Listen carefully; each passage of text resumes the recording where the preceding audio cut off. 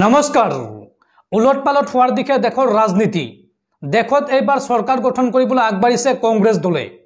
হয় আজি পুৱাৰে পৰা আৰম্ভ হৈছে 2024 লোকসভা নিৰ্বাচনৰ ভোট গণনা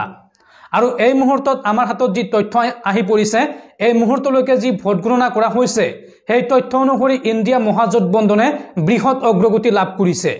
তীব্ৰ প্ৰতিদ্বন্দ্বিতা হৈছে এনডিএ আৰু ইণ্ডিয়াৰ মাজত এইবাৰ কাৰ হ'ব চৰকাৰ দিল্লীৰ মসনদ কোনে দখল কৰিব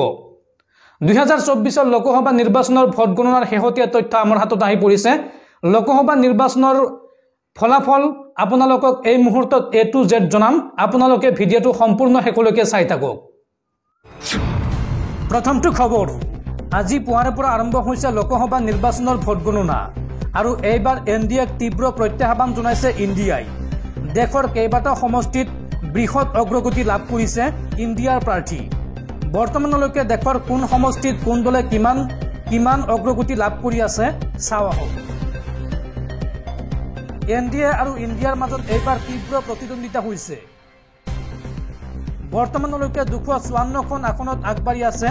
বিৰোধী ইণ্ডিয়া মহাজোটবন্ধন আৰু ইপিনে 265খন আসনত আগবাঢ়ি আছে এনডিএ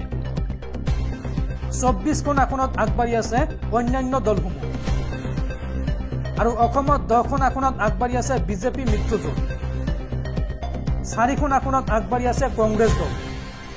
ইয়াৰ পৰা এটা কথা স্পষ্ট যে দুদিন পূৰ্বে যি এক্সিট পোল প্ৰকাশ পাইছিল সেই এক্সিট পোলৰ বিপৰীত ছবি বৰ্তমান দেখিবলৈ পোৱা গৈছে বিৰোধী ইণ্ডিয়া মহাজোটবন্ধনক কিন্তু 200খন আসনত দিয়া হোৱা নাছিল এক্সিট পোলত কিন্তু বৰ্তমানলৈকে 254খন আসনত বৃহৎ অগ্ৰগতি লাভ কৰি আছে বিৰোধী ইণ্ডিয়া মহাজোটবন্ধনে গতিকে আৰু কিছু সময় পিছতে সম্পূৰ্ণ ফলাফল ওলাই পৰিব কিছু সময় আমি অপেক্ষা কৰিব লাগিব তাৰ পিছত দেখা পোৱা যাব দেশত এবাৰ কাৰ চৰকাৰ গঠন হয় পৰৱৰ্তী খবৰ লোকসভা নিৰ্বাচনৰ ভোট গণনাত ইণ্ডিয়া মহাজোটবন্ধনৰ অগ্ৰগতিৰ পিছতেই শ্বেয়াৰ মাৰ্কেটত হাহাকাৰ হুৰা নামিছে শ্বেয়াৰ মাৰ্কেট বৃহৎ লোকচানৰ সন্মুখীন হৈছে বিনিয়োগকাৰীসকল ইণ্ডিয়াৰ অগ্ৰগতিৰ পিছতেই শ্বেয়াৰ মাৰ্কেটত হাহাকাৰ হুৰা নামিছে শ্বেয়াৰ মাৰ্কেট আৰু এই পৰ্যন্ত 14 লাখ কোটিৰো অধিক টকা হেৰুৱাইছে বিনিয়োগকাৰীসকলে 2700 পইণ্ট অৱনমিত হৈছে সেন্সেক্স আৰু লগতে নিফটি 769 পইণ্ট কমিছে আৰু আদানী গ্ৰুপৰ সকলো শ্বেয়াৰৰ মূল্য পতন ঘটিছে আদানী গ্ৰুপৰ যিমানবোৰ শ্বেয়াৰ আছিল সকলো শ্বেয়াৰত বৰ্তমান পতন ঘটিছে পৰৱৰ্তী খবৰ লোকসভা নিৰ্বাচনৰ প্ৰথমটো জয়ৰ খবৰ আহিছে গুজৰাটৰ গান্ধীনগৰত জয়লাভ কৰিছে কেন্দ্ৰীয় গৃহমন্ত্ৰী অমিত শাহে কেইবা হাজাৰ ভোটত জয়লাভ কৰিছে কেন্দ্ৰীয় গৃহমন্ত্ৰী অমিত শাহে আনুষ্ঠানিকভাৱে এই কথা ঘোষণা কৰিছে ভাৰতীয় নিৰ্বাচন আয়োগে বন্ধুসকল তাৰপিছত 4 নম্বৰ খবৰটো জনোৱাৰ আগতে আপোনালৈ এটা সৰু ৰিকুৱেষ্ট যদি তালৈকে এই ভিডিঅ'ত লাইক কৰা নাই তেন্তে প্লিজ এটা লাইক কৰি দিয়ক আৰু এনেকুৱা ধৰণৰ নতুন ভিডিঅ' পাবলৈ চেনেলটো সাবস্ক্ৰাইব কৰি কাষত থকা বেল আইকনটো প্ৰেছ কৰি ৰাখক পৰৱৰ্তী খবৰ দেশৰ দুটাকৈ গুৰুত্বপূৰ্ণ সমষ্টিত বৃহৎ জয়ৰ দিশে আগবাঢ়িছে কংগ্ৰেছ নেতা ৰাহুল গান্ধী ৰায়বেৰেলীত বৰ্তমান 90,459টা আৰু ৱাইনাড সমষ্টিত 1,43,081টা ভোটত অগ্ৰগতি লাভ কৰি আছে কংগ্ৰেছ নেতা ৰাহুল গান্ধীয়ে আৰু এই দুটা সমষ্টিতেই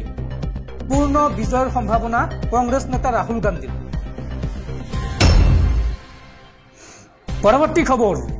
ৰাজ্যৰ ৰাজনীতিৰ পৰা বিদায় লোৱাৰ দিশে AIUDF প্ৰধান মৌলানা বদৰুদ্দিন আজমল ৰাজ্যত অন্ত পৰাৰ দিশে আজমল ৰাজনীতি ধুবুৰীত এইবাৰ নামগুন্দই নাই বদৰুদ্দিন আজমলক চেৰ পেলাই ধুবুৰীত বৃহৎ জয়ৰ দিশে আগবাঢ়িছে কংগ্ৰেছ নেতা ৰকিবুল হুছেইন বৰ্তমানলৈকে ধুবুৰীত ৰকিবুল হুছেইনে 2 লাখৰো অধিক ভোটত অগ্ৰগতি লাভ কৰি আছে বৰ্তমান পোৱা তথ্য অনুসৰি 2,03,251টা ভোটত অগ্ৰগতি লাভ কৰি আছে কংগ্ৰেছ নেতা ৰকিবুল হুছেইন পৰৱৰ্তী খবৰ নিৰ্বাচনক লৈ আন এক ডাঙৰ খবৰ এইবাৰ বৃহৎ পৰাজয়ৰ দিশে আগবাঢ়িছে আন এগৰাকী বিজেপিৰ হাই প্ৰফাইল নেত্ৰী এইগৰাকী স্মৃতি ইৰাণী কেন্দ্ৰীয় মন্ত্ৰী স্মৃতি ইৰাণী পৰাজয়ৰ দিশে আমিঠি সমষ্টিত বৰ্তমান কেইবা হাজাৰ ভোটত পিছ পৰি আছে কেন্দ্ৰীয় মন্ত্ৰী স্মৃতি ইৰাণী বৰ্তমানলৈকে পোৱা তথ্য অনুসৰি 39,147টা ভোটত আগবাঢ়ি আছে কংগ্ৰেছৰ প্ৰাৰ্থী কিশোৰীলাল শৰ্মা।